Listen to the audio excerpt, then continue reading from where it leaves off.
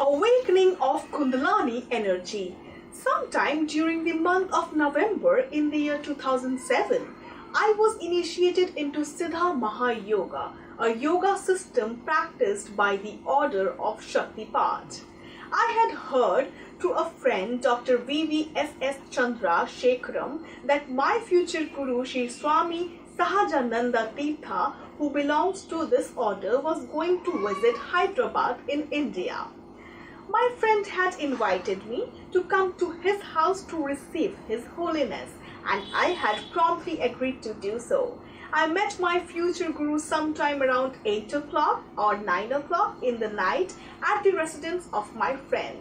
I received a pleasant shock when I realized that I had already met His Holiness about 21 years ago. His Holiness had been a fellow passenger on board a train to New Delhi. I had made that trip during the summer of 1986 when I was around 15 years old. His Holiness has occupied the opposite lower berth right next to my berth. Both of us had traveled together for 20 hours. His Holiness, in saffron clothes, was returning to his ashram or yogic retreat in Rishikesh at the foothills of the Himalayas in the modern-day state of Uttarakhand in India. I was on my way to learn mountaineering and rock climbing at the world-famous Nehru Institute of Mountaineering in a town called Uttarakshi, slightly further inside the Himalayan range, also in Uttarakhand. I had to pass through the town of Rishikesh and catch a bus in order to reach Uttarkashi. When His Holiness learned about my travel plans, he offered me to host me at his ashram in Rishikesh. I needed to stop for the night either in Rishikesh or in the nearby city of Haridwar, both during my onward and return journey. Furthermore, he wrote his name and the address of his ashram on a piece of paper and gave it to me. I was very skeptical about the offer and hardly paid any further attention to the subject. Keep in mind that I was around 15 years of age and my future Guru must have been around 60 years of age at that time. So the reader can well imagine the kind of conversation that took place between us. After reaching New Delhi, we both parted ways. I had some work to do in New Delhi before catching a bus to the city to Haridwar. His Holiness too had to stop in New Delhi for a day. In the evening on the same day, I boarded a bus to Haridwar, which is located close to Rishikesh, and reached the city around midnight. To my horror, I found that the city was heavily overcrowded. The streets were filled with people sleeping on the ground. I had later learned that the Kumbh Mela, a river festival celebrated on the banks of the river Ganga once in every 12 years, was at its peak. As a result, I got stuck with no place to stay. Somehow I managed to get a cot in the dormitory at a hotel after paying a heavy price. The next day, I decided to buy the return rail ticket in advance before catching the bus to Uttarkashi. Although there was special rail counters established to handle the crowds, it had still taken several hours for me to buy the ticket. Due to this unexpected delay, I missed the last bus to Uttarkashi. The very thought of spending another night in Haridwar was frightening. Due to the high prices of the hotel were charging, so I decided to do the next logical thing, which was to travel in the direction of Uttarkashi and stop at whichever town I could reach before night time. I was further told that if I could make it quickly to Rishikesh, which was on the way to Uttarkashi, I might indeed be lucky enough to catch the last bus to a town called Tehri. I decided to take this route because the hotel prices would get cheaper the further away I got away from the main center of Kumbh Mela festival. After reaching Rishikesh, I learned that the last bus to Tehri had left. To make things worse, I found there was no difference in the hotel prices in Rishikesh. So I had no choice except to stay for the second night in Rishikesh. It was then that I remembered the ashram address given to me by His Holiness. Forced by the circumstances, I made my way to the ashram, hoping to spend the night there free of cost.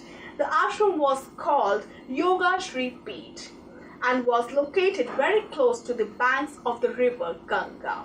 I was told at the ashram that His Holiness had still not returned. Upon hearing this, I felt unsure as to whether to ask them for accommodation or not, and finally decided against doing so. As I turned back and started walking away from the ashram, I saw His Holiness walking up to the path towards the ashram. I felt relieved and explained my circumstances to His Holiness. His Holiness was kind enough to host me at the ashram for the night. On the next day, I left for Uttarkashi. Little did I know then I would see His Holiness again after 21 years. 10 or 11 years after this incident, I visited Rishikesh again. By now, I had grown away from my teens and must have been 25 or 26 years of age. I had decided to go meet His Holiness, but somehow I could not recollect the name of the ashram and its exact location. However, after a little searching and inquiring, I managed to locate the ashram. I went there and inquired about His Holiness. I was told that His Holiness no longer lived there and no one knew of his whereabouts. I left feeling disappointed. I had taken another 10 or 11 years before I could meet His Holiness again, and when he visited Hyderabad in 2007, at this time, coincidentally, I also happened to be visiting the city. During the second meeting, His Holiness agreed to initiate me into Siddha Mahayoga and fixed the time for 4 o'clock in the morning on the following day. I spent the night at the residence of my friend and presented myself in front of His Holiness, along with a few others in the morning at the appointment hour. His Holiness took turns placing his hand on the top of everybody's head while we all sat in the room in meditation. The initiation procedure was over very quickly. I was told that I had to present myself in front of my guru for 3 consecutive days before the initiation sequence could be completed. This was required to keep the newly initiated practitioners under direct observation while reactions develop in their bodies. I was given a mantra by my guru after the initiation was done. On the first day itself, the mantra was a Sanskrit syllable that I had to practice repeating. I was told that some sort of reaction would start manifesting in my body, and this reaction was known as Kriya in Sanskrit. The Kriya process, I was told, would purify the karma or sensual impressions that had accumulated in my mind due to past actions. I do not think it is necessary to explain the Sanskrit word karma, since its meaning is widely understood all over the world. At this stage in my life, the Kriya process, I was told, would purify the karma or sensual impressions that had accumulated in my mind due to past actions. I do not think it is necessary to explain the Sanskrit word karma, since its meaning is widely understood all over the world. At this stage in my life, I was facing severe financial problems as well as problems in my marital life. Due to the circumstances under which I was living during that period of my life, which I shall not dwell upon, I found it difficult to practice the repetition of the mantra on a regular basis. I used to do it only once in a while. However, my guru used to inquire about my practice regularly. About 7 or 8 months after my initiation, my guru changed the mantra and asked me to practice a new mantra. Here I would like to explain the reasons for this change in more detail. The change of the mantra is required when changes in the condition of a mind of a practitioner occur. Since a guru is aware about the condition of the mind of the practitioner at all times, he is able to make the necessary changes pertaining to the technique of yoga being practiced based on the requirement. At this point, I was facing even more problems in my professional life and marital life, and my financial situations had worsened. My career had come to a standstill after I missed my chance at a promotion. My second marriage had started to fall apart due to differences between my wife and me, and I had fallen into a huge debt trap after suffering losses in the stock market and various other online business ventures. So my guru gave me this new mantra as a countermeasure or as protection against the deteriorating condition in my personal life. However, due to my circumstances, I somehow still could not get into any regular practice. The uncertainty and despair I was experiencing lasted for another 7 or 8 months. By this time, my situation too was too far away from my hope of recovery. Negative thoughts had started gripping my mind. I had started thinking about the easiest way to die and would search the internet for various options. All that I longed for in this stage of my life was to keep myself alive for as long as possible. I felt as if the world was against me. Further adding to my problems at this point of time, I had been separated from my second wife with a large chunk of my salary granted to her as maintenance allowance. I was left alone, surrounded by a huge amount of debt. I had started defaulting on making payments to service my debts, and various creditors started harassing me. Thus, I was emotionally drained and was constantly being rejected to unbearable friction with worldly problems in all areas of my life. Under those circumstances, my guru once again changed the mantra for me, fighting for my very survival. At last, I began to practice the repetition of this new mantra on a regular basis, in some sort of do or die spirit. This third time, the practice lasted for about 5 or 6 months. Still, nothing spectacular happened. Along with practicing the repetition of the mantra, my guru had directed me to practice a yoga posture or technique based on the arrest of breath. This yoga posture or technique is called a Shanmukhi mudra in yoga texts. The posture involves simultaneously closing the eyes, the ears, the nostrils, and the mouth forcefully with the help of both hands.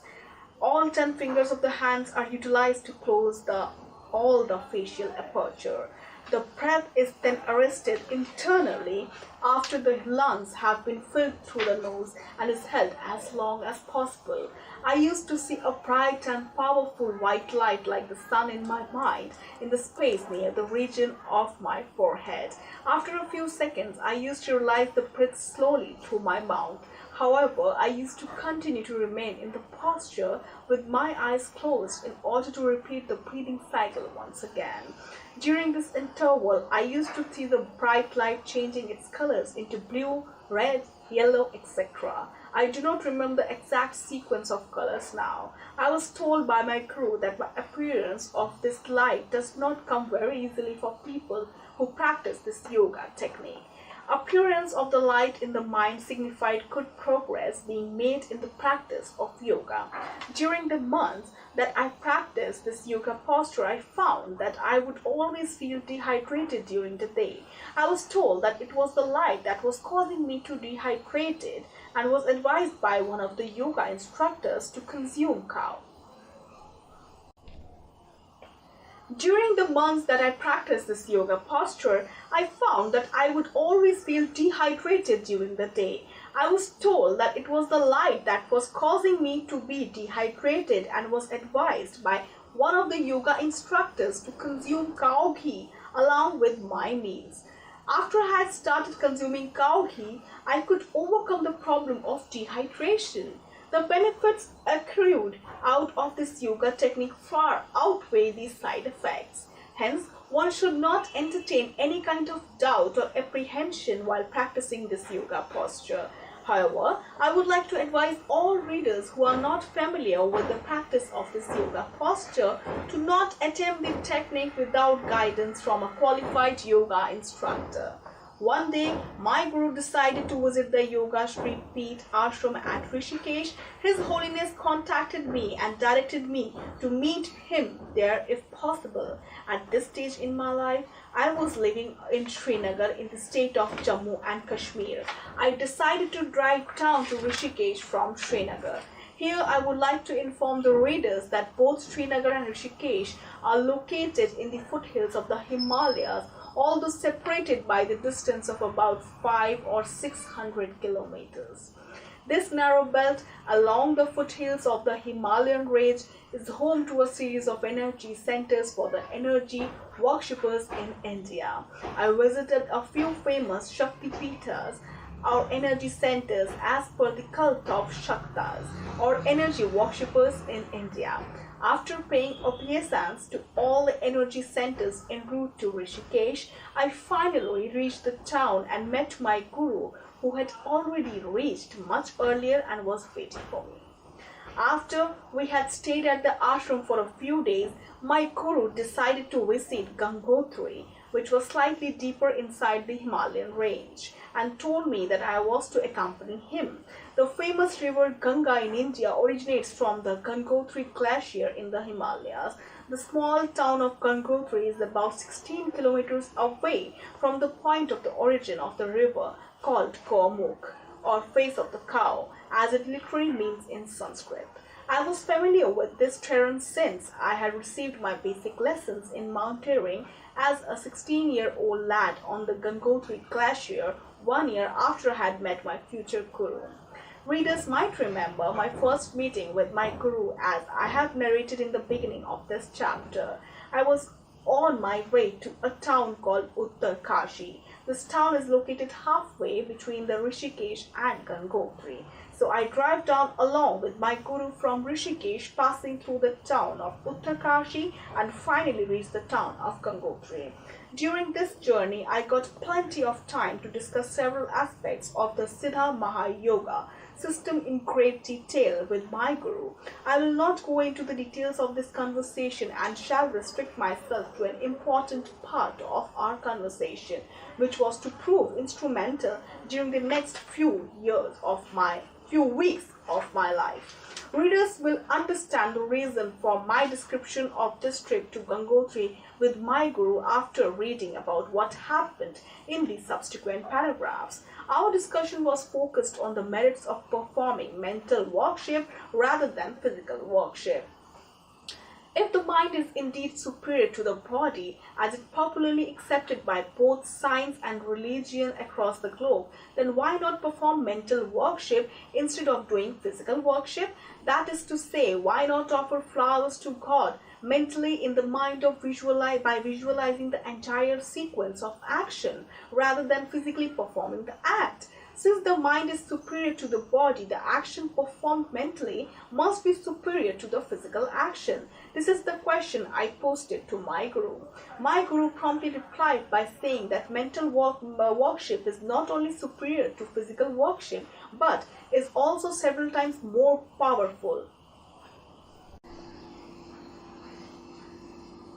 My guru promptly replied by saying that mental worship is not only superior to physical worship, but is also several times more powerful. His Holiness further added that people find it difficult to practice it mentally due to the problem of visualization. Hence, most people resort to physical worship. At the end of this discussion, I asked my guru if I could henceforth perform religious worship mentally rather than physically. My guru blessed me and directed me to go ahead. With this sanction from my guru, I decided that from that day on, I would perform religious worship only through my mind henceforth. After I had returned back from my trip to Rishikesh, I started practicing the repetition of my mantra along with mental worship rather than performing it physically by way of lighting incense, etc. in front of the gods and goddess. What I have written in the above paragraph is crucial to understand the mind-boggling phenomenon that started to unfold in my life. After my return from Rishikesh, I resorted to doing this mental worship. again in a do or die spirit. The practice of the repetition of the mantra only lasted for a few weeks. After that, I could no longer practice the mantra due to the beginning of kriya or manifestation reaction in my body. Kundalini, the supreme primordial cosmic energy, at last showed divine grace upon me through my guru. So by now, the reader would have guessed what kind of powerful subconscious forces were at play in my mind and how my guru made good use of these forces so as to manifest that kriya in my body. When I was initiated in the year 2007 into Siddha Mahayoga, kriya did not begin at once due to powerful resistance by my subconscious mind. So my guru used simple bet. The deteriorating situation in my personal life was at the right kind of condition required, and my guru used the mantra as bat. As a result of the friction between the mantra and my subconscious mind, kriya had started manifesting. That too, after I had started the mental workshop. However, it had taken nearly 2 years for the right kind of conditions to settle in. As I will elaborate in later chapters of the book, this sort of delay may not take place for every practitioner. My guru probably did not want to use too much force at once due to the lack of adequate conditions in my mind. How the mantra positively impacted the conditions in my personal life is another story. All I can say is that it indeed created miracles in my personal life, especially on the financial front. However, this was not every significant when compared to the shower of divine grace.